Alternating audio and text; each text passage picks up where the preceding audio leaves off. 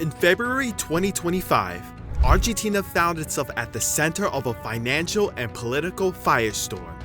At the heart of this controversy was a cryptocurrency called LIBRA, a project that soared in value, attracted thousands of eager investors, and then collapsed, wiping out an estimated $250 million in the blink of an eye. But this wasn't just another case of a risky crypto coin crashing.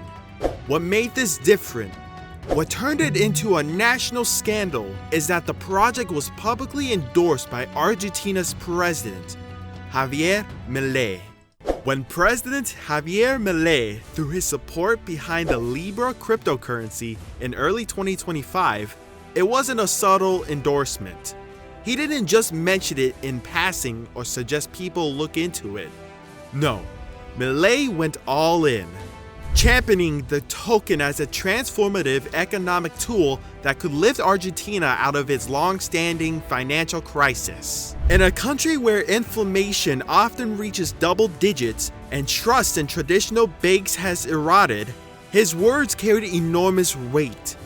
For many, it felt like a lifetime. Milei presented LIBRA not just as a digital asset, but as a movement, an escape route from the failing peso, corrupt financial institutions, and government mismanagement that had plagued the country for generations.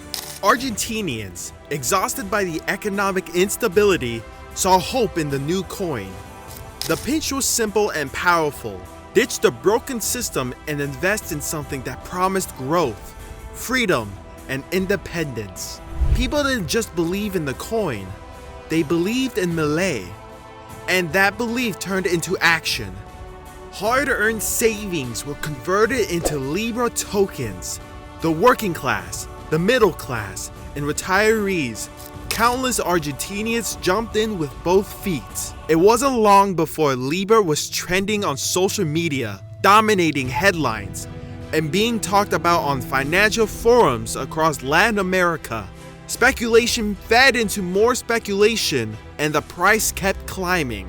The president's endorsement had effectively legitimized LIBRA in the eyes of the public, and that gave it an explosive push. For a brief moment, it really did look like Milei had struck gold. Argentina, long seen as a cautionary tale of financial mismanagement, seemed to be on the cutting edge of a new digital economic frontier. But then came the crash. The value of LIBRA began to nosedive with terrifying speed. Those same investors who had been celebrating their newfound wealth suddenly watched their portfolios collapse. Tokens that were once worth something became virtually worthless overnight. Panic took hold. People began to ask questions. Why was the coin crashing so hard? Why had Milei gone silent? Analysts estimate that around $250 million in value was lost. Families were left financially devastated, many of them directly naming President Milei as a central figure in what was increasingly being called Cryptogate. This wasn't just a typical cryptocurrency collapse. Among the most serious accusations were claims of insider trading. Whistleblowers and investigative journalists began to piece together evidence suggesting that individuals close to Milei had access to LIBRA tokens before the general public, and then cashed out at the top, just before the crash. If true, this would mean the government, rather than protecting the people, may have played a key role in the financial ruin. It suggests that those with power and proximity to the president saw LIBRA not as a solution, but as an opportunity, a chance to exploit public trust for private gain. It was a political betrayal dressed up as economic salvation. And now, the real question is, will there be consequences? Or will this join the long list of scandals where the powerful walk away untouched? As the LIBRA scandal erupted into national and international headlines, perhaps the most shocking development wasn't the coin's collapse, but President Javier Milei's response.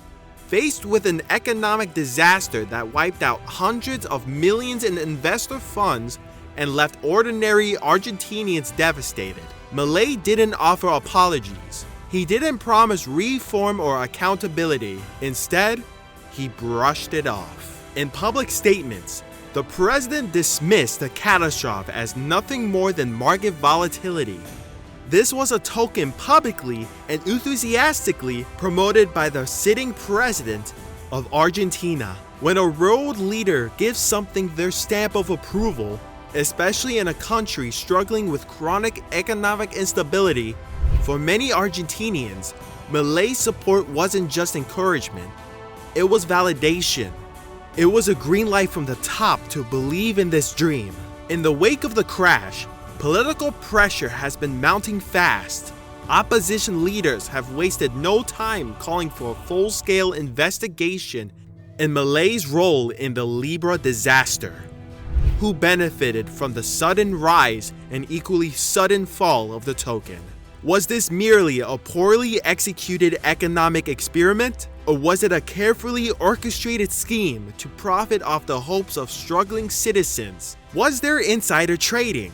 Were political allies tipped off ahead of time? And if so, how deep does the corruption go? What began as a bold economic move has spiraled into a national scandal, one that could define Milei's presidency and even threaten its future. But the consequences of what's now being dubbed Cryptogate go far beyond financial spreadsheets and political soundbites. The real damage is to public trust. For the countless Argentinians who invested in LIBRA, many of them had already lost faith in traditional financial systems. That kind of disillusionment cuts deep, and it lingers.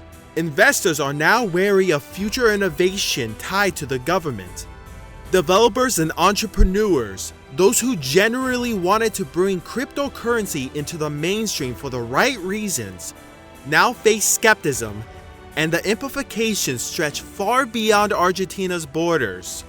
On a global level, the LIBRA collapse has reignited heated conversations about the role of politicians in cryptocurrency markets. When a national leader throws their support behind a digital asset with no regulatory safeguards, it creates a breeding ground for fraud, manipulation, and exploitation.